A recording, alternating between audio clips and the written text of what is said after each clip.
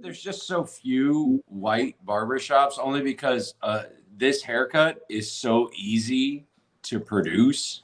Mm-hmm. You know what I mean? Like, it's not as difficult. It doesn't take the same level of skill to do this as it does to do like a proper fade or a design or something like that. Like, it just doesn't take that kind of craftsmanship. So like, anybody can cut my hair. Anybody can. But I go to them. I go to John, who is Cuban, downstairs. He works in a black barbershop downstairs. I go to him because, and I pay extra. And not like it's a $25 cut, but I give him 40 every time. Wow. Oh yeah, he like you. He does like me. That's why he gives me prime spots every time, because he knows he's getting a $15 tip every time. That's almost double. It's like 70. But it's worth it. It's worth it to have somebody that does things right. You know? That now there was a white barbershop in Memphis. It was run by these 3 old white barbers. They did it really well too. Just a little hole in the wall place, but it had like that 50 style. So you can go in, they'll give you like the hot cream on your face, and they'll do a shave on top of it, and then they'll cut your hair, and they it's real old world, like Godfather type shit, you know. That was worth it, but there's so few of those left. Because normal middle-aged white guys like me, we just go to like Sport Clips and call it a day. I was gonna say, where do white men go get their hair done? Okay. Just Supercuts, Sports Clips. And you don't have like the same person you go to every, like anybody can cut it, then it okay. It doesn't really matter. Yeah, because again, it's just easy. It's just super easy. We all have the same haircut. Gotcha. It's the I've stopped trying haircut. That's gotcha. Gotcha. Well, you know, black men and women relationship with their barbers, their hairstylists is something. No, I wouldn't even say it's a black thing. It's definitely a woman thing. Black men thing too. Black men are real protective. Well, no, black men too, but I would say even more so just with women of all colors. Only because women, like my girl right now, she'll go to a beautician and come back $400 light, and I'm like, what the hell happened? What did she do? I hope you saw. Again, you guys are way more vain than we are. So. Wait, you didn't see the $400 difference? Not 400. Can y'all hear me? I see $100 difference. We can hear you now. Oh, you can. Yeah. Okay. And there's no reason you should be there for 6 hours. You know, that's. What's the what we coming up? I was about to say boom shakalaka. We don't even have a topic. Oh, the topic. God versus nationalism. Is America God's favorite? I'll ask it the second way, because I don't even. You ask it the way you want. Because you always change it. So I'm like, whatever. You'll phrase it better. But no, I see a lot of those. I see a lot of the Jesus holding an American flag thing, even though America didn't exist when Jesus was around. So, I mean, because you think he'd be holding like a flag of Israel or something. All righty. I'm sorry, is that too hot button? No, it's not. It's not even a button for me at all. I'm just figure it out as I go. If you look like this, there's a good chance it's a button for you. Yeah. Well, that's 25% of this podcast. So I guess we'll follow. I'm giving you insight into the depravity of the white world. I'm with it. Let's see what happens. Kelly, go say it again. Boom shakalaka. Top of the world. Top of the world. Yeah, top of the world. Top of the world. Yeah, top of the world. Top of the world. Yeah, top of the world. Top of the world. Yeah, top of the world. Welcome, ladies and gentlemen, to another episode of the Worst Ones podcast. We are preacher's kids. We are ratchet and we are proud. My name is Kelly. Don't you always try to disagree with my intro? Just take it. Just take it. I'm just curious, Janessa, is that Papa John's? It looks like Papa John's. It looks delicious. Are you Nailed it. dipping it in the garlic sauce? Because if not, then Nailed it. you missing out on whole like. Oh, she got the garlic sauce. I love the garlic sauce. Don't nobody order Papa John's if they don't like the garlic sauce. Right. That's the best part. You know, I used to work there, actually. When I started my company, I had to deliver pizzas at night. We're in the middle of the intro, guys. Yeah, everybody knows at this point. We're on episode can we come back? Is brought to you by Papa John's. I'm telling you, can we come back to the Papa John's? There was a good story behind it, so remind me. So, yeah, definitely. I'll come to you first, Terry, so you can tell it. But look, we're preacher's kids. We Papa John's is all of our favorite pizza. Janessa Rowland's in the building. Kellie Lee, and then Terry Weezy. Of course, go ahead with your story. So you used to work at Papa John's. Yeah, I can spot a Papa John's pizza anywhere, just by the crust. All I saw was the back half, like right there. All I saw was the back half, and I was like, "That's Papa John's. That's old PJ's." You not PJ's. Why would you support a racist pizza country? We're not going there. Okay. I mean, I used to work there. I delivered pizzas at night while I started my company, the one that I'm running now. So I was like, I don't know, 35 years old, delivering Papa John's pizzas to the worst neighborhood in Florida, the most violent, the most crime-ridden, I guess, to the point where like Domino's wouldn't deliver there anymore. Like they stopped delivering to that particular area. And then I had to go in there in like khaki, like cargo shorts and like a Papa John's visor. And I'm like, "Hi, I got your pizza." Sound like y'all should have followed suit with Domino's. Oh no, I felt genuine fear every time I went to Tamron Avenue. Yeah, I believe you. You know about South Florida. Do you know about Tamron? I do and not. Douglas? Nah, Tamron and Douglas are rough areas. Like fresh police tape up every night. And you kept that job delivering pizzas in that neighborhood for about 4 months, yeah. And then my business took off after that, so I got to be able to quit. But yeah, it was pretty rough. Like, okay, but I survived. So I survived Memphis. I survived Tamron. I'm all right. All right, Kelly.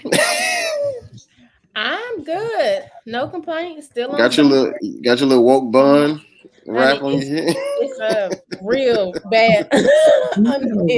Bro, I need to take them out, but I refuse because that's the process. Mm-hmm. It's the worst process. Kelly look like she'll walk up on some black people and be like, "My brothers and sisters." Thank you. Let me spread. Thank you. Love you. Okay, pull your pants up, young man, for the black man is a king. Now you have everybody that listens to it go and see what I look like. But that's just the woke look. That's the conscious. Who is that? The one that always gets referenced with that. He's an actor. He's a black guy. He always gets referenced because he's always saying like, "Pull your pants up." Who is that? I can't remember. I have no idea. Oh, it was Cosby. That's right. It was Cosby who always said, "Pull your pants up." I don't get. Okay. Well, because he was pulling people's pants down. Never mind. I don't. So, doing well. Summer break. Can't complain. Just resting, chilling. When did summer break over? When y'all go back? Like August? I go back August 1st. That's when. But when does the kids come back? The next week, so August 8th. Like 7th, 8th or something. Gotcha. Gotcha. So I'm not doing much of anything. Netflixing, Let's see. Last week I watched Big Sky. This week, what did I watch? Oh, BMF. I watched BMF this week. That was good. What is BMF? It's about a drug gang in Michigan. It's on Stars. 50 Cent did it. So it's like In about Michigan. a big drug. Huh? In Michigan? In Michigan. Oh, yeah, I guess Detroit and Flint and all that. Yeah. In Detroit. Yeah, they started in Detroit, then they kind of moved out. So it's been real interesting. So that's what I've been doing. And then I get all wrapped up and stuff. So then I watch the show, and then it's about real people. And so then I want to like watch all the interviews and the documentaries, and then I like wrap myself into it for days at a time. So that's been my last couple of days. Having a good time. Gotcha. That's right. When you get into something, you just want to dig into it. Dig in. Yeah, I watched that. What is it? That new Top Gun movie. Mm-hmm. So, but it was awesome. Like I thought it was just gonna be some cheesy schlock sequel from the 80s. You know what I mean? Mm-hmm. But then I watched it, and then I enjoyed it so much I had to like watch all the featurettes and all the stuff on that line and all that jazz. And it was incredible because like they did all like the people were actually in the jets, and they were actually doing like you can watch the G forces like pull their faces apart. It's pretty incredible. But anyway, the point is I get what you're saying. I fall down the rabbit holes myself. Yep. So I've been in the rabbit hole since Saturday. It's been a good time. Mm-hmm. All right. Jeriana. I'm just really sleepy today. That's all I got. You said really sleepy? Really? No. She's tired. It's too much Papa John's. That's what happens. You get the itis from the Papa John's. Janessa, I got a random question for you that I was going to ask you before the podcast, and I probably shouldn't ask you on the podcast. Well, it's not that big of a deal. You said it on the podcast. But what was the first symptom that you had with COVID? 1 week you didn't feel well, and you had something, and the next week you had found out you had COVID. I think it was just like it was like your shoulder hurt or your head hurt or something. Yeah, it was kind of like pressure just in this area, and I just didn't feel well. Like I just kind of overall just felt groggy. I remember the symptoms progressed with like coughing and film and fatigue and body aches, and it just went down. Do you get pressure right here, like under your eyes? When I had COVID or now? No, just anytime. Dude, whenever you get sick, do you get like pressure under your eyes? No? All right. I used to get that, but I found a solution I was going to help you with, but no. But yeah, today I'm trying to keep my eyes open. Gotcha. Okay. That's too much Papa John's, man. I'm telling you. Make it quick. Right. And Kellie said 45. Right. All right. Well, yeah. How was your week? My week has been normal. I was getting my hair braided because I'm leaving for Houston tomorrow. Like I told you, I was going to Houston. Oh, you got the one. Yeah, I saw your flyer online, man. Good for you, getting out of state. You have the what? Say it again, Janessa. I appreciate you, Terry. What you say, Janessa? What do you have? A show in Houston tomorrow. I'm flying out tomorrow morning. The show is tomorrow night, and then I'm leaving tomorrow Friday, the next day. Coming back. Am I remembering it wrong, or are you also in Austin? No, just Houston. Just Houston? Okay, I am remembering it wrong. Yeah, just Houston. So, quick little. Look at this. What kind of beer? Well, my girl brought it to me. She's like, I know you're doing the podcast. So she brought me over this. She's like, here, this is for your podcast. Look at this, the size of my head. She's like, I know you like to drink beer on your podcast. Here you go. I'm like, all right. She cute. No, she's great. She's the best. Yeah. She's the best. Yeah. Always listens.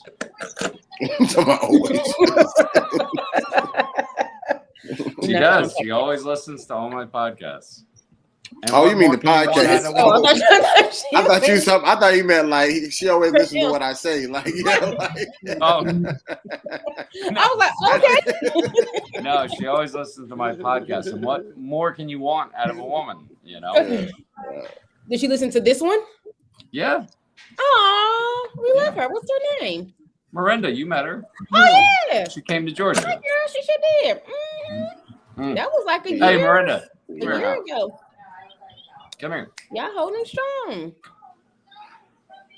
She's not listening. Kellie like I done got rid of niggas by now. I ain't know y'all was still together. I just told them you always listen. Hey, girl!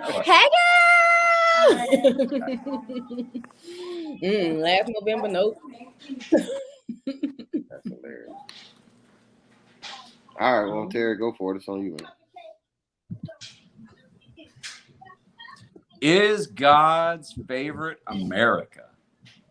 We've all seen it. We've all seen it. Ever since you know what happened, ever since there's been an offshoot of certain people who believe certain things, it's all been about God and unborn babies and guns and America.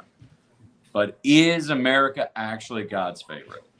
Considering that when Jesus was on earth, America didn't exist. As far as it being a country, like the land was here, but it wasn't. Oh yeah, it existed, but it belonged to other people that we took it from. Right. Yeah. But you're asking this based off of the success of America compared to other countries, like because we're like I guess the most dominant country as far as compared to the other ones. Or are you saying like what I guess what poses this question? Well, what made me think about this question was that I see so much prolific, especially artwork online, depicting Jesus with an assault rifle and an American flag. Like I've seen this so many times, and people around him, and it just makes me wonder every time, like, what would Jesus actually think about nationalism? What would he actually say about putting, that tribalism, putting that I'm from this place and that's why we're better attitude and associating it with him? So I don't know if I could answer it from that perspective. Because I don't know if that's my experience or even just say people who I know like that experience. But I guess if I'm looking at it from the standpoint of, power and success and even just lifestyle, like, the homeless people in America, live better than some, regular people in third world countries. 100% on that one. So I'm saying but I don't know if that's due to, I don't know, a system that just happened to be created over here or, I don't know. Because I feel like it's even not so much, I guess, America itself, like the country, but I guess from the freedom aspect, I think, it allows us as just say Christians over here to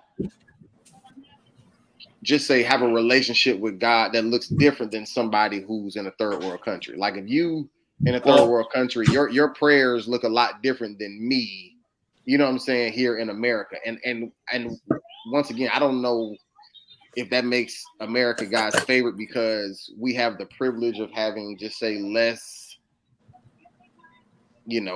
bad stuff compared to other places. I don't know why that's set up the way that it is, but I do think it is some level of a privilege, just even in the natural, to be born in a system the way America is set up, even with its downfalls or whatever. But I'm saying from the freedom aspect, from the freedom of religion, freedom of speech, whatever like that, like you can pretty much kind of do your thing here as opposed to other places where it may look like God don't even exist over there. It look like God don't like that country at all because it's nothing but, disease and lack of medicine and, and whatever. But I don't know if that's based off of, God saying like, yo, okay, North America gonna be lit, but somewhere else not. Like, I don't know. Well, the reason that I asked that, and I really wish that we had a platform where I could like just upload a picture. So I'm just going to do my best here. You could have sent it to me, but yeah, go ahead. This is what. Hang on. The freaking ring light. Yeah, and my ring light's in the way. But this is the picture that I'm breaking that off of. This is a famous picture that was used by a certain political campaign, and it's it's Jesus surrounded by the founding fathers, Marines, and just to me it just seems like it's completely backwards because I mean Jesus was a pacifist. The last thing that he'd want to be associated with is violence or soldiers or anything like that. But it seemed to be more prevalent, at least in white American culture in the last 4 or 5 years, that, this is like God's chosen land, which struck really weirdly to me because, like, wouldn't Israel be God's chosen land? Didn't he specifically say that? Right. And what I'm saying is I think people may think that way because of just say what seems to be more successful in our just say natural world. Right. I get what you're saying as far as biblically and what was said, but I think people get that perception because it's like he must love us the most because look at how we get to live compared to everybody else. And people in other countries and continents believe in God. You know what I'm saying? Like, but if you compare it on just what's happening in the natural, it probably looks like God favors us. If you're looking at it just based off of like that type of view is what I'm saying. No, there's an argument to be made for that because historically, America, even in its less than 250 years of existence, has spread Christianity throughout the world more than any other nation. It just has. Right. We're one of the few nations that sends missionaries out specifically to spread the Bible, spread the word of God. But again, does that necessarily just make you God's favorite? Well, that's what we're here to discuss. I'm saying, to me, all I can say is I understand the perception, but as far as making whether it's fact or not, I don't know. And I would just say, because I don't really know if I have too much to say, but it's also perspective. God's favorite to who? Because depending on what group of people you're talking to, you can be in America and it's a hell over here.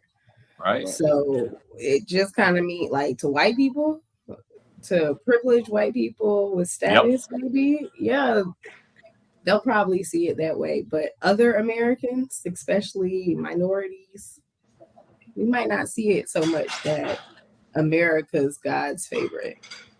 I agree with that, especially. But no, I completely agree with Janessa, and that was kind of the point, was it does seem like religion. I think you froze. Of the middle class. For a second. Go back to the word religion. What? Go back to the word religion. You froze at religion. Oh, did I? Yeah. Okay, sorry. No, but it seems like religion, especially Christianity, has become entwined, especially with, like Janessa said, a certain skin pigmentation and a certain amount of privilege. It's become kind of it's one of these hallmark things, but it reinforces such a dangerous, toxic mindset, which is chosen people, chosen country. This is why we're chosen, because we do this thing. We follow Jesus. We're America. We do this. We do that. And it's such a chosen thing, but it gives people this sense of superiority that I don't think we've seen for about 200 years. And it's become so toxic that you see it bubbling underneath the surface. At least I do. I see it. And I'm certain that my experience with other white people is different from yours. because there's certain things they won't say to you guys, there's certain things they won't say around you guys that they'll say around me, and I got to hear it. For sure. So now I'm hearing this ignorant, these ignorant fucking speeches about how, like, yeah, that's why we're the chosen one, because we're this, because we're that. And it just gives more credence to this intolerance, to this ignorant attitude about how we're God's chosen people, which you can't say that about anybody except for the Jews, No, I go ahead. You can say something, Kelly? Oh, okay. I know. I get that. But I guess I'm saying even on a broad spectrum, like even me as a black man in America, like if I'm comparing me to other Americans, then okay, yeah, I may have some discrepancy. But if I'm looking at country for country, once again, I don't necessarily know or necessarily feel that we are, but I get it if whoever can look at America and be like, God obviously favors us because once again, when it comes down to healthcare, resources, anything, military, whatever, like we pretty much lead. You know what I'm saying? No, like, we don't. I'm saying we're the most powerful country. Military. Yeah, we're the most powerful country not because so we have much. the most powerful military. That's the only reason. I'm not, but I'm regardless if something else was the only reason. I'm just saying, like, when you compare us, I'm not saying that we're the best. I'm not saying that but I'm saying if you look at, once again, especially the freedom aspect of it. You feel what I'm saying? Like, most countries don't have that. And so from that aspect alone, I get where people's perspectives come from. That's not true either. But this is part of the misnomer that keeps this lie going. Sure. There's 210 sovereign countries in the world. 180 of them have freedom. I'm not saying I didn't say we were the only ones that have freedom, but I'm saying, but out of all those 180, most people, when it comes down to trying to get somewhere because of the freedom, it's America because of the resources and the opportunities, whatever the case may be. Like, right. So it's money. Yeah. Right. So that's what I'm saying. So it's so you can be free sitting on a rock, but you still, No, I get that argument. I really do. But if you don't got no power, you know what I'm saying? Like it still don't mean nothing. I'm just saying, I don't know. I'm not saying that God favors us. I'm just saying but I do know. America is America because of one thing and one thing only. And that is because after the Great Depression in the 1930s, in the 1940s, we went to war, even though we didn't want to. Nobody in America wanted to fight the Nazis the second time in World War II until they bombed Pearl Harbor. The Japanese bombed Pearl Harbor. Then we got into the war. The thing that made America America is that we won World War II. That's what made America America, because there was only 3 countries that were really producing automobiles at that time in mass scale. That was Germany, Japan, and America. And we blew up Japan and we blew up Germany. So we were the only automaker in the world that was doing it on a mass scale. And you were talking about Michigan earlier. That's what made Detroit and Flint and all those other cities, all those billions of dollars, was because there was no competition. We literally destroyed the competition, which made America an economic superpower overnight. And we used that money to create the greatest military might the world has ever known. And then since 1945, we have basically been the world's police. We are the police for the rest of the world. So every time you hear a story or you think about something that happens here in America about the police abusing their power, remember that's how a lot of other countries look at us. I mean, yeah, all that's fine. What I'm saying is I get where the perspective comes from. Like, because whether somebody looks at it that deep or not, they still are, just say, approaching it that way, policing and everything, because they feel like it's right. And they feel like, their favorite. And once again, they could be dead wrong. But all I'm saying is, based off of all these facts that you just gave, that's where people's perspective of feeling that God favors us comes from. That's where it comes from. Because, maybe. I mean, regardless of how it happened, it did happen. In a lot of other countries, not every country, but there are other countries. Like when you compare, it's it looks different on paper. Obviously, if you get into the deep crevices of how things happen and character, that's one thing. But as far as just looking at just the overall spectrum, everybody look at America, even in other countries, they look at America as like the greatest, and so most people would think that would come from God, even if it didn't. I hate to be the pessimist again, but there's only one reason America's great, and his name was Oppenheimer.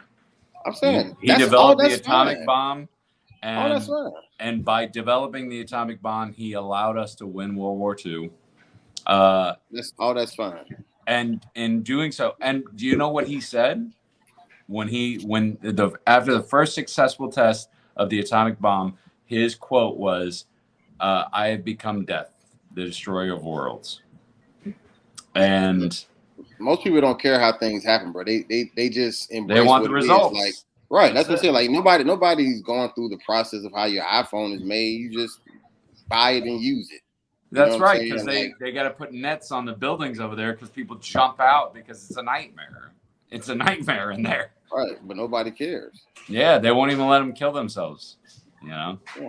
I mean, I watched the documentary even on how they have to keep Vegas like going, like how it's literally people working on every light, every building, every single day. But if you visiting, you don't care. You just want it lit up. You want it to be Vegas. You know what I'm saying? So like I'm saying, that's just human nature.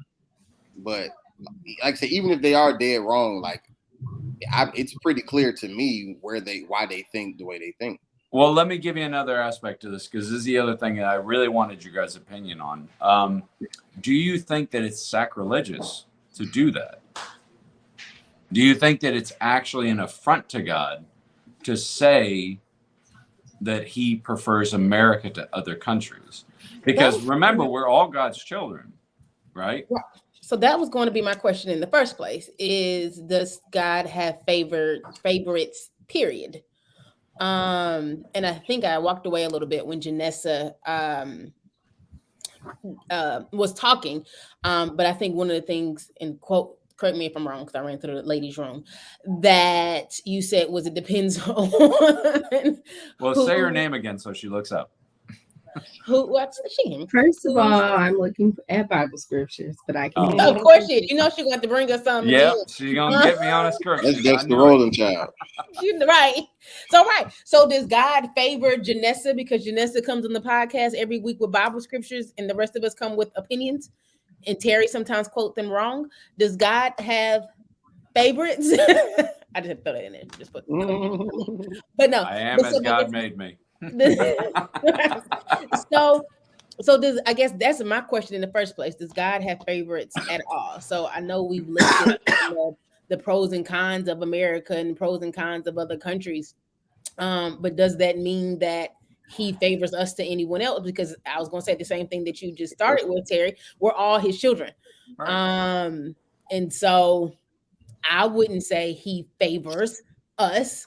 Again, to Rudy's point, I can see where people may look at, America in a certain way because we have certain things. But I don't think that it says that God likes us or favors us in America more so than he does any other country. So my answer would be no, he doesn't have favorites at all. I would see, even to what you just said, it just made me even think about the whole many are called, few are chosen, right? See, I think a lot of times, every time when we think about the word chosen, we always think that's like a good thing. You know what I'm saying? Like you were chosen to be like, a king or something like that. Right. But your ass could have been chosen to be on the evil side. You feel what I'm saying? Like them people who crucified Jesus and snitched on him and all that, like they had to do that. Like to me, I feel like they was chosen. They was part of the assignment. Or even the ones that were chosen to be a king. Some of the things that kings have to go through, I don't want to do. Some of their roles and responsibilities, so it looks good on the outside, externally, like, oh, this is King David or whatever. But some of the trials and tribulations that David had to go through as king, miss me, I'm good. Yeah, but he ain't exactly on Job's level either. So So right. So like I said, so even when it's chosen, it like you said, it doesn't always mean that it's this good, perfect gift. It all comes with its ups and downs, its goods, its bads. And I don't even think, saying for one person or David to be chosen to be king doesn't mean that he favored him more than he favored anybody else or he loved anyone else. This was just your position. This is what but Janessa, where can you much look is up that given, much scripture? is required, right? Janessa, can you look up that scripture? But does that equate to favoritism?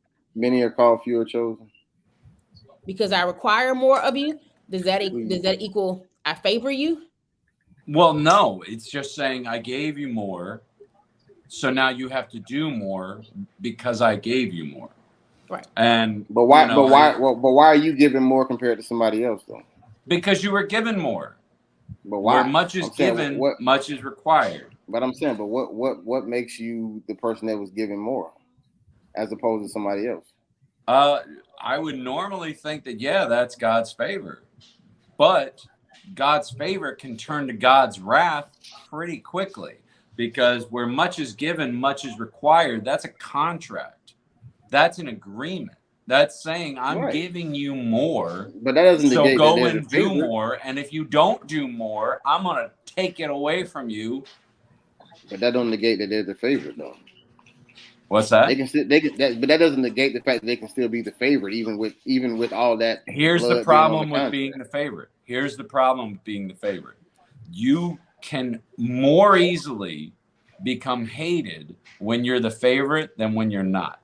Because when you're the favorite and you don't live up to the expectation, hence where much is given, much is required. If you don't live up to what you have been, gifted with, you can instantly become a lot more hated than somebody that's just on the middle rung. Yeah, but nobody's expecting anything out of Nigeria. But I think if you're the favorite, I think that comes with favor. But I think we all have favor. I don't think it does with God. I think it comes with responsibility. No, I'm saying, we all have responsibility. I think we all have favor and we all have responsibility. I think we've all been given much. It just our muches just look different. That makes some have been given much more than others, and some are held up to a higher standard than others. I believe that. You can't expect Liechtenstein to wield the same power as America. You just can't. They're not even in the same ballpark. Liechtenstein's about the size of South Florida.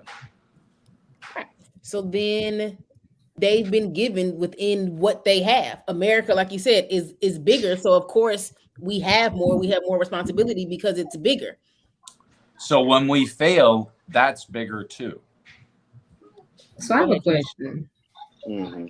When we're talking about all of this, y'all are talking as if America has just been doing everything right the entire way. They've been doing it God's way the whole time. No, so we can't say that America was given all this by God.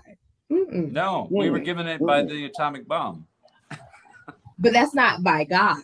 No, I agree. It's by Oppenheimer. When we're talking about favoritism and favorites, and that's a whole other thing. I don't think God has favorites, but I do think God gives us favor. And favor has to deal with acknowledging or approving and not treating someone better or worse than another. But what I was saying in terms of the way we have gathered all this power, wealth, and whatever, I don't think it's a fair assessment to say we're God's favorite and we have all this favor because we've been given all this power and money to do so much good, when that's not even how we acquired it. A lot of this was stolen. A lot of this was, All right. I agree. 100%. No, 100%. We definitely stole this country. That's for sure. Right. We stole the country. We stole the resources. Even Oppenheimer. Oppenheimer's a German name. We brought him over here, literally from Germany, to develop the atomic bomb that we used to defeat Germany and Japan and Italy. We weren't given anything. Like I was saying, because of that, even with the stolen and everything, like people still take that once again, and they just thrive off of the result of it. They don't even care like how it happened. You know what I'm saying? Like, or who had to get hurt in the process. Like, but that's where I feel like that perspective comes from, to feel like, you know, that God does favor America. And when it comes down to like people, I mean, you know, the way people preach and the way the Bible, you know, they preach about the Bible, like it could definitely come off as some people are his favorites, especially the you know, the hot people that you talk about, the Moses, the Noahs, the Davids, right, but you know, whatever the case may be. But it may not, you know, whether it's true or not, I don't know. I'm not putting my stamp on that. I'm just saying, but the way that it has been presented, at least in my upbringing, it could come off as that, you know, those were,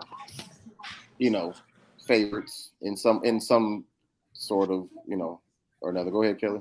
But that's so toxic, though, to put that out there, because some people will use that for nefarious things, and they have been for years now, years. Go ahead, And Kellie. is that absolutely 100%, you know, against God? Well, I was gonna say, separate from what Terry just said, was so some of it sounds like popularity, and just because you're popular doesn't mean you're favored.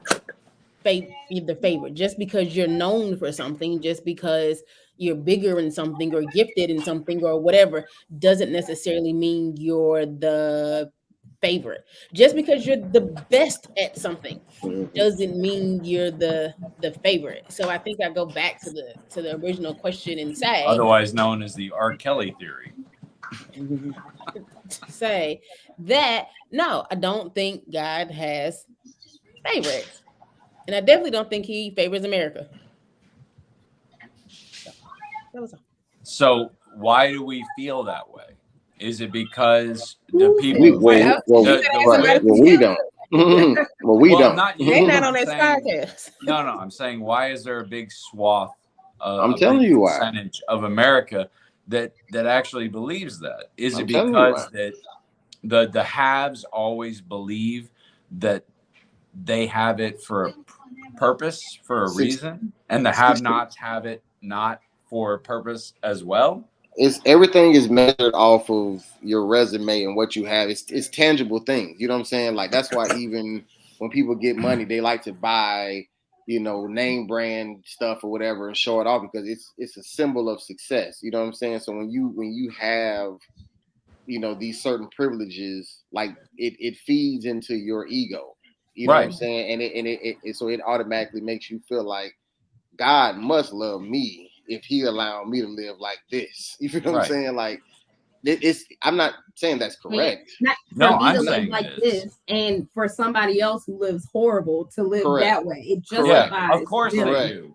Because they're this or they're that or they're lazy or what. You know what I mean? Like, I've heard it my whole life. It's ridiculous. The whole thing is ridiculous. Right. And that's what I'm saying. Like, it's not, I don't think it's correct, but that is 100% where it comes from, because we measure everything based off of what we have. You know what I'm saying? Like, and like I said, even if you are in a middle class or even a lower class in America, if for whatever reason you were aware, like you was able to take a trip to another country and see how they live, like, you know what I'm saying? Like, that would even still have your perception to a certain degree. Like, I feel like all of us in America have some level of in-rooted, you know, I don't know if you call it seniority, kind of like, you know, boldness about ourselves. Because even like us, like, we could be young entrepreneurs. There's a word for it. Entitlement. We're not, I mean, even entitlement, whatever. You know what I'm saying? Is. Like, we don't feel like nobody, we can get on these podcasts. We can talk what we want to talk and post it. You feel what I'm saying? Like, we don't care. Like, so I'm saying, like, I feel like even though none of us may feel like God favors us or have favors, whatever the case may be, America automatically gives you some level of entitlement, you know, especially compared to how other people live, because we don't even really consider it. You know what I'm saying? Like, we just consider the struggles we have here, which we should, rightfully so, because we live here. But at the same time, I can 100% confirm that a lot of our prayers to God look different than people in more unfortunate countries and what they're looking to God to see them through. The number one prayer given by Americans is that they can win the lottery. Right. You know what I mean? Like other countries are like, please don't let them cut my wife's head off today. Right. Like just please don't let them take my children for child soldiers. Yeah, for sure. And here it's like, can we win the lottery? Can we be the best of the best?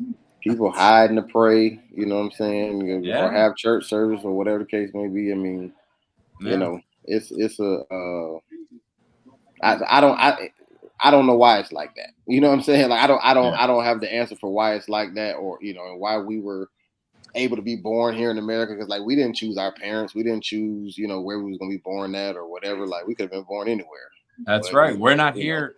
We're not here to find the answer. We're here to discuss. No. But I'm just saying. But in this discussion, I'm just making it clear that I'm not etching anything in concrete as far as like any statements I'm making. But that was actually that what you just said was the first challenge I ever gave to my dad on our religion. Was I realized that I was born to you, which means I'm a Christian because I was born to you and my mom here in Tennessee, in America. But I also realized that if I was born in Afghanistan or Saudi Arabia or Iran or Iraq, I'd be Muslim. I just would. And you know what my dad did? It was one of my greatest memories of him. He reached around, went to his bookshelf, took out a Quran and go, read this and you'll know if you're Islamic. And he gave me a Quran and sent me home with it. He's like, read this. If you agree with it, then you're Islamic. Which doesn't have anything to do with the conversation. I just like that story. This is a good story. But yeah, to what you were saying, yeah. I mean, we are who we are because of a lucky, it's the sperm lottery. That's it, Sure, but that's a hell of a lottery because it goes back to deep roots. You know what I'm saying? Like we're not here in America just because our parents chose to be here. Like it's also the fact based that off you of, exist, how you are right now. There actually is an equation to this. It's 1 in 100 trillion that you're born. How you are, where you are, is about 1 in 100 trillion. Right. It's impossible. It's a number so big that your mind can't even comprehend it. Right. Yeah. I mean, so like I said, I mean, it's a of course that goes deep into my little free will theory, but for whatever reason we was born here in America, and I definitely thank God for that part as far as the freedom aspect. And I keep using the word freedom because I'm just big on freedom. Like y'all know me. Like I don't like. Yeah, but not everybody's had freedom for a while. I'm not saying that. I'm not saying that. But I'm talking about today. I'm talking about right now. Like some people's freedom is like 45 years old. But once again, I'm talking about today. Okay? I'm not getting into the history of America and how we got to today. I'm just saying for people today. I get why they think the way that they think, but for me, like I said, I'm appreciative of just say the not so harsh as it could have been type situation that I've been, I guess you can say, blessed with. But at the same time, I do pray for and sincerely wonder what makes me get this life and this opportunity and those people get the one that they get. Now, I don't know the full answer to that, but I do know, and I can look it up. The Bible does talk about how your sins can affect your future generations. And so that's something also you've heard the terms like the prayers of your grandmother or whoever. That too.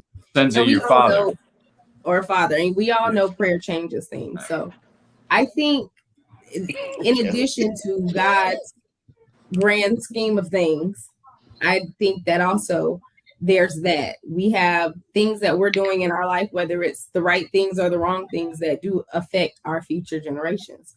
And then even if you just kind of look at it on a more simpler scale, and just kind of look at the poverty cycle, it's kind of hard to get out the poverty cycle, without some type of real big shift in your life. Otherwise, it's just going to continue to go on and on. So that might have something to do with it too. But I agree with you 100%. But I guess I even think about it even deeper to the extent of, well, what made me fortunate enough to be in the bloodline that had their shit together. You know what I'm saying? And had to praying grandmas and fathers compared to somebody else who just reaping the benefits of they fucked up ancestors. You know what I'm saying? Like, you know what I'm saying? Like, I thank God for it. I can't answer that question, but I tell you, I thank him for it. Exactly. 100%. I most definitely thank him for it. 100%. So. Well, Ezekiel 18. You better be reading from it, because if you just quote I am. I'm Thou gonna mute you right not, now. The son shall not bear the iniquity of the father, neither shall the father bear the iniquity of the son. The righteousness of the righteous shall be upon them, and the wickedness of the wicked shall be upon them. Means you're not responsible for what your dad did, or your dad's dad, or whoever. Just the same way your dad's not responsible for you. Every man and every woman has to live with their own decisions and their own life. We all have to make our own choices, and we'll all either bear the righteousness or the wickedness of either of those choices. Yeah, I'm not sure what you're talking about, but I believe. Okay. Well, speaking of what Janessa said. No, you just said a lot of words, so I got lost. I got lost. I read scripture. I know, but from the scripture to the last part you said, it was just a lot. I couldn't take it all in. It sounded good. I'm sure it was right. Well, as long as it sounded good. Yeah, I'm sure it was right, but I couldn't keep up. This is an audio format for the most part, so as long as it sounded good, that's all that matters. Yeah, that works. All right, go for it, Kellie. So, we doing it. All right. Church announcement. Oh, did you have something else, Terry, for when church announcement? No, I didn't. It just seemed short this week. Yep, church announcement. You can find us on Instagram because nobody wants to talk about this. At the Worst Ones PK. Again, we're paying someone to. Well, I will. I will pay someone cheaply to support me in putting content on the account, because it's terrible right now. But as always, my wonderful co-host Rudy, he does his job, and every Tuesday we drop a new episode. And when we drop on YouTube, Apple Podcasts, Google Podcasts, Spotify, wherever you find your podcast. Just type in the Worst Ones Podcast and you'll find us. Once you get there, make sure you like, you comment, you subscribe, and you share. Thank you to our 500,200,205 followers. We love you very, very, very, very much, and we appreciate your continued support. To find me at Princess Kales 51. All right. Where she doesn't want to be found. Rihanna. She's still reading. So, Terry, to go back to what you were saying. Okay. Here we go. Because what? Deuteronomy 5:9 says, "You shall not bow down to church announcements. You shall not bow down to them or worship them, for I, the Lord your God, am a jealous God, punishing the children for the sin of their parents, to the third and fourth generations of those who hate me, but showing love to 1,000 generations of those who love me and keep my commandments." You know what that sounds like to me? It sounds like the same thing as Ezekiel 18 that I read earlier, which is if you want God to love you, don't be a dick. That's generally what I take away from the whole argument. To speak to what I was saying about future generations, that's the scripture I was referring to. Okay. That God talked about, Terry. But anywho, you can find me at Melanated Breweries for all things coffee, tea, and beer. We have fun over there. And you can find me at @Brianna__ for my personal page. She hates me so much. Does your church have a page? Because you quote scripture. I want to go to your church. What's your church? Hey, look. Ever since you guys started that's just how I was raised. I think in just life too. As a Black woman, I can't just say something and it just be it. That's not how it works for us. Why not? You've said brilliant things on here before. We always have to bring proof.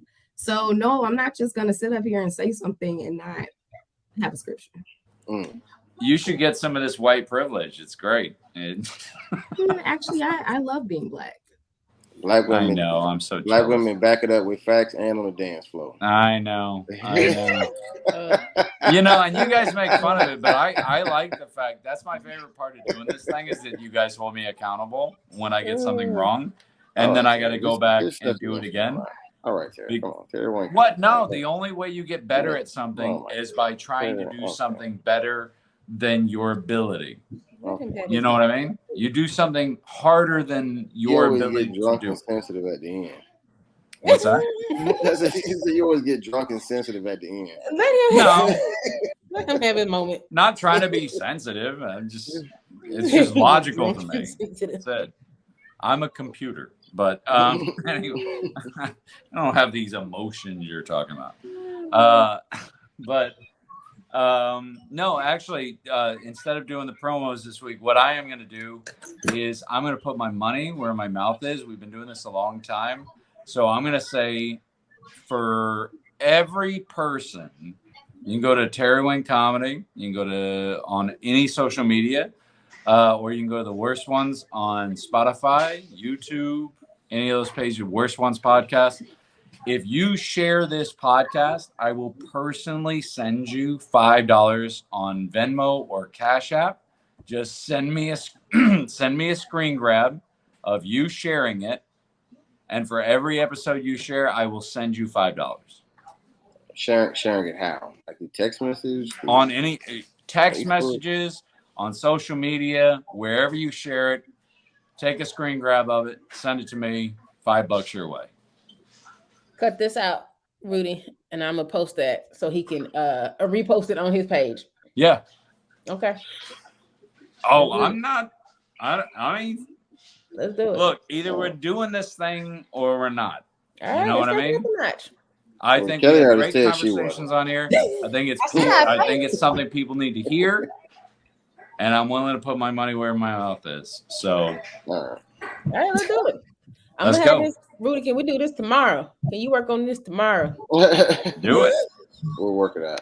Cut this stuff out. All right. Well, that's it, guys. Thanks for. I told y'all since last week I'm boycotting social media. God don't fuck with social media. Neither do I. I'm like, wait, what happened to you? I ain't no hypocrite like y'all. I ain't promoting nothing but the Rudy of all trades on all platforms. I ain't promoting nothing but the worst ones at this point. We got a show in Houston tomorrow, y'all. I don't know where, but it's tomorrow night. Check them out if you're in the Houston area. The podcast official page. Yeah, the podcast official. The first Monday of every week. Y'all do realize I'm the one who edited this. Right? Cut on. Number 5624129. Yeah, he's gonna do his own promos later by himself and then just edit it in. It's fine. Yeah, none of this will make it. We got Spielberg over here. Appreciate y'all for watching and listening. We'll see y'all next week. We out. Top of the world. Top of the world. Yeah, top of the world.